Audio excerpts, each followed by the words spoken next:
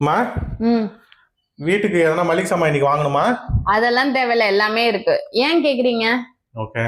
உனக்கு உடம்பு எல்லாம் நல்லா இருக்கா? நல்லாதான் இருக்கேன். ஏன் கேக்குறீங்க? ம். ஏன்னா படத்துக்கு இடத்துக்கு இன்னைக்கு போகணுமா? அதெல்லாம் எதுவும் இல்ல. ஏன் கேட்டுட்டு இருக்கீங்க? ம். நைட் எதனா டின்னர் வெளியே போய் சாப்பிட்ற பிளான் இருக்கா? அதெல்லாம் இல்ல. இப்பயே நான் சமைக்க தான் போறேன். என்னது கேட்டுட்டு இருக்கீங்க? ம். நான் உன் கூட டைம் ஸ்பெண்ட் பண்றேனா? நல்லா தான் ஸ்பெண்ட் பண்றீங்க. இப்பதான் பேசிட்டு இருக்கீங்கல்ல.